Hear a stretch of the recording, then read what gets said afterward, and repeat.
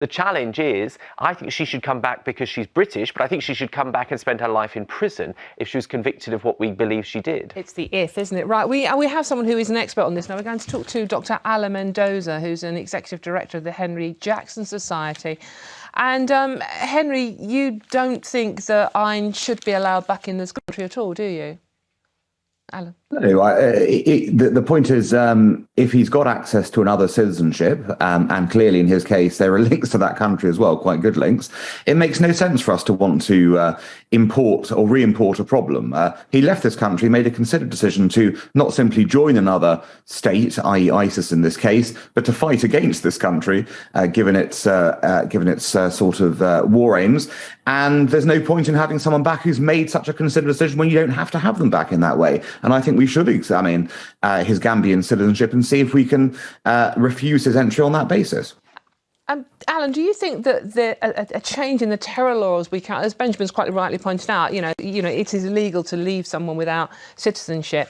Do you think we need to change the terror laws we currently have in this country? Well, I think what I'd rather have, look, I think the stateless thing is a big issue, and there's a reason why you don't want stateless people, full stop, because someone has to take responsibility for people like this. It doesn't have to be us, though, if there are other citizenship options. My view would be there should be an automatic trigger law put in that if someone joins an enemy combatant against this country, they automatically forfeit their citizenship. It's stripped automatically, it's gone. There's no need to fight about this going forwards. I don't see why that's an issue. We used to have laws about treason. What this man did was treasonous, regardless of what the precise nature of what he did. Nonetheless, it's still treason. He was fighting against this country, essentially. He should not be allowed back. So, but what do we do with him, Alan? Well, with him, you strip him of his citizenship and you get him sent to Gambia. That's the obvious solution in this particular instance. But if he didn't have the opportunity to go to another country and was, a Brit, I mean, and if you say we need to change the laws, then what do we? Where do these people go? Turkey doesn't want to. Well, if they're British. If they're British and there's no other option to send them somewhere else, then you have to go through the whole, can you arrest them in this country? Can you put them in prison in this country? Or can you monitor them? Monitoring, by the way, is not a great solution because firstly, it's extremely expensive. And secondly, as you'll recall with the Streatham knife money, remember this, the guy who went into a shop, bought a knife and started, attacking people. He was under 24/7 surveillance when he did that. It's very difficult to stop a determined terrorist. Yeah, I was the other thing, I mean, sort of like as Benjamin also pointed out, the prevent terrorism thing. I mean, it's not just that case, is it? I mean, we had London Bridge, we had the Manchester Arena bombing. There have been other issues. So are you confident that if this chap does come back, he will be monitored safely? No, not at all, because you can't stop a committed terrorist. And this person is a committed terrorist. If you look at, the pattern of his crimes, what he was jailed for in Turkey, this is not some casual tourist who walked into Syria one day and decided, fell into something. Here's someone who had a lifetime of this. And it's most interesting. One of the stories here, which is fascinating, is how his ex-wife, who now wants nothing to do with him, was also convicted of terrorist charges, trying to smuggle cash to him in her knickers, would you believe, to get the money to him. So he's involved others in his criminality as well. Alan, stay with us for a minute. We're going to go to a caller on this now because I think we've had loads of calls, and please keep phoning because it's such a huge debate. Trevor in Derbyshire, what do you think? Should we allow terrorists back into the country? I think it should be obviously given the benefit of doubt because him being tried and convicted in Turkey, which I think that probably they decidedly have different laws. And the way they try people is decidedly different with sort of human rights questions there. I think he should be allowed to come here, stand trial, and especially based on the fact that he's denying that he was part of the IS hospitals. I think he should be allowed to come back and be tried here. Then if he's found guilty here, then you can start having that conversation whether to deport him to Gambia. But again, it's like he grew up here. Then now, because he's supposedly done this thing, you have to throw him away to another country and become someone else's responsibility. Where does Britain's responsibility lie? Because he grew up here, pretty much. Well, he did, and he is denying, obviously, anything to do with being part of the Beatles, and it's unclear as to whether he would go to court if he did come back. So, I mean, Trevor, if he did move into the street next to you, would you feel safe with him, even though he's supposedly being monitored?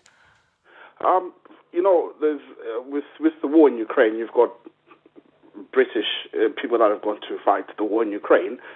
I think it's the same approach that should be taken, because I wouldn't feel safe with the people that have gone to fight the war in Ukraine. So I think everyone has to be given, the right to jurisprudence, and yeah, it is what it is. And like, we've got prevent strategy here, we've got systems in place to monitor those kind of people, and so I think, based on that, I think you should be given the right to come back and stand trial here. Thank you very much, Trevor. Very interesting call. I mean, so Christopher, I mean, Trevor's saying that no, they should be allowed to come back, and again, the mention of the prevent terrorism, which is meant to monitor people. I mean, how confident are you in prevent actually working? Well, there have been issues with that in the past, of course, and it might be, totally, there are concerns about it. But I think it's a duty we have to look at to deal with this guy. I think Trevor's right. I think this guy was radicalised in Britain, then went out to Turkey and tried to join IS. He, of course, denies any being one of the Beatles. He says that the photographs in which he was photographed were silly photos, even though he was photographed with militants out there.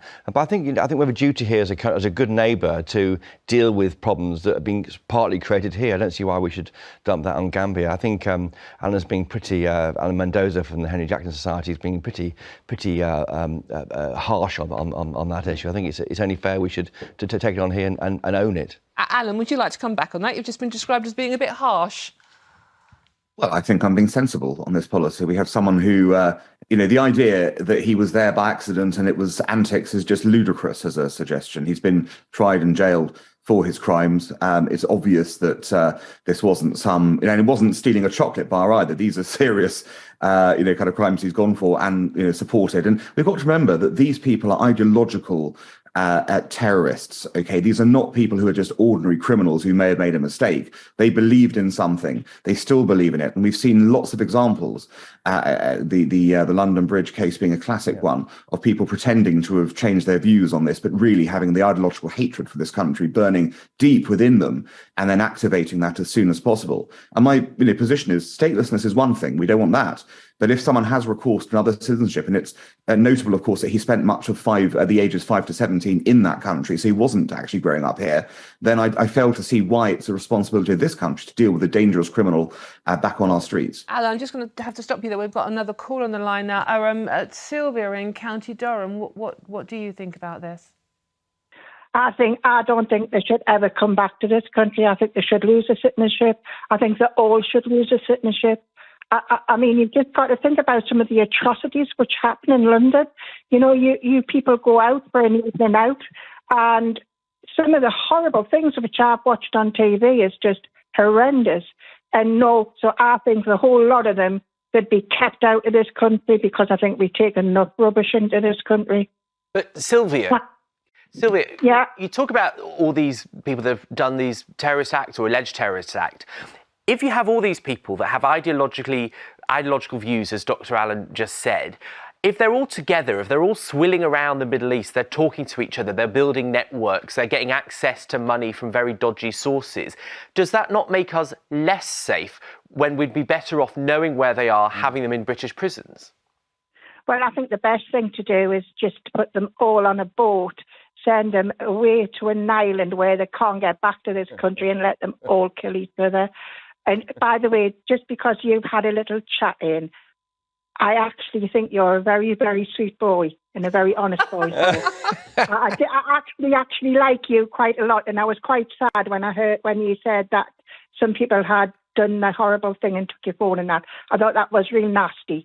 But no, I don't think these people should come back to this country. I think we need to keep all this horrible human beings out of this country altogether. We've had enough. This country has had enough of the rubbish. Thank you so much, Sylvia, and thank you very much, Alan. Again, a very insightful debate there. And